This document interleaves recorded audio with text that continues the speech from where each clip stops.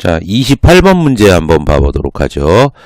그림과 같이 두 초점이 뭐 이렇게 주어졌고 주축의 길이가 6이다 라는 그것 때문에 그럼 여기 이 원점에서부터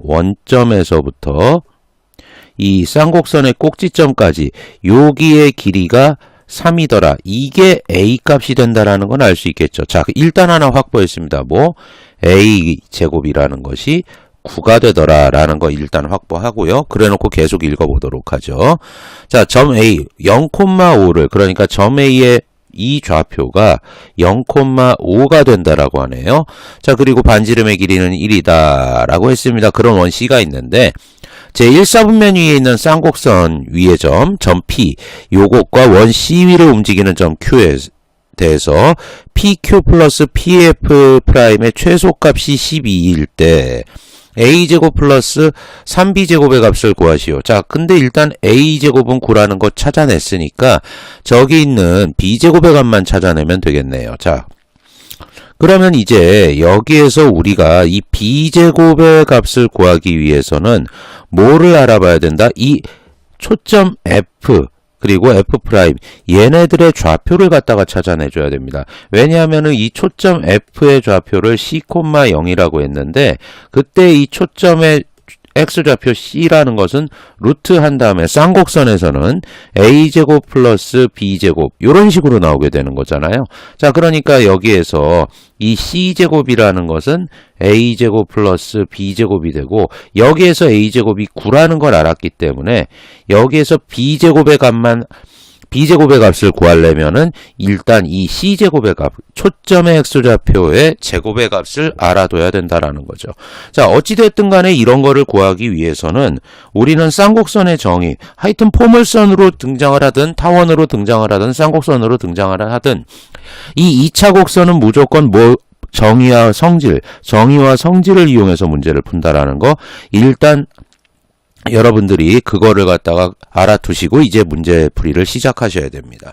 자, 그러면은 어찌되었든 간에 이 주축의 길이가 6이라고 했죠. 자, 그럼 일단은 얘네들의 길이부터 설정을 한번 해보도록 하죠. PF 프라임의 길이를 갖다가 저는 뭐라고? A라고 얘기를, 이 A가 등장을 했죠. 그러니까 여기를 갖다가 M이라고 하겠습니다. 자, 그러면 PF의 길이를 갖다가 N이라고 하고요. 자, PQ의 길이를 갖다가 뭐라고? K라고 이름을 짓겠습니다. 자, 그러면은 지금 여기에서 문제에서 요구한 것은 지금 PQ 플러스 PF 프라임 요것의 최소값이 10이라는 조건을 줬었죠. 그러니까 얘가 무조건 12보다는 크거나 같더라. 자, 그러면은 PQ를 아까 뭐라고 설정을 했었죠? K라고 설정을 했었죠.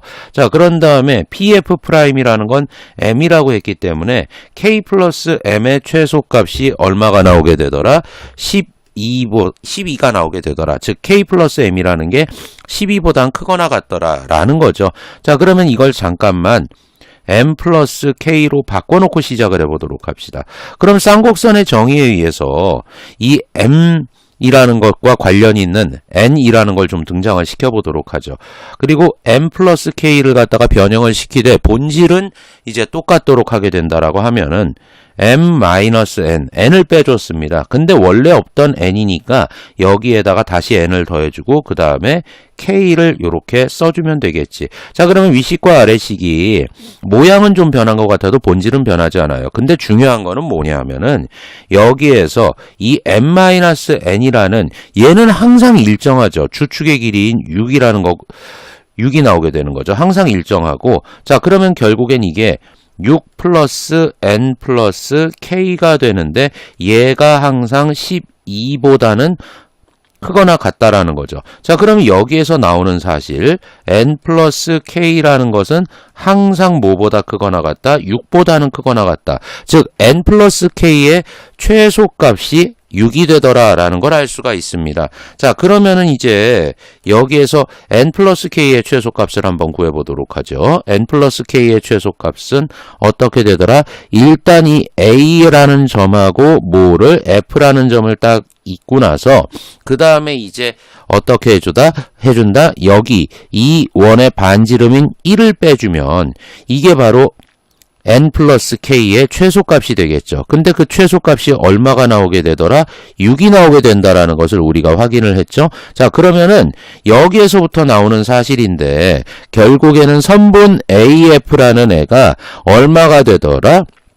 7이 되더라라는 것을 알 수가 있습니다. 자, 그리고 선분 OA 있잖아요. 여기의 길이가 얼마가 나와줘요? 지금 5가 나온다는 걸 알았기 때문에 자, OF, 선분 OF의 길이는 루트 24가 나오게 된다라는 걸 알 수가 있겠죠. 오케이. 그러면은 뭐 이거를 갖다가 2루트 6으로 바꿔도 되고 안 바꿔도 되는 거죠. 어찌되었든 간에 그럼 다시 이쪽으로 돌아와서 이 식에서 이제 b제곱의 값을 구해야 된다라는 거죠. 지금 c에 해당하는 거, 이 2루트 6이 c에 해당하는 거잖아요. 그거를 제곱하면 얼마가 되더라? 24가 되더라. 아, 그러면 따라서 b제곱이라는 애는 15가 나오게 되고, 그럼 문제에서 요구하는 거는 뭐였어요?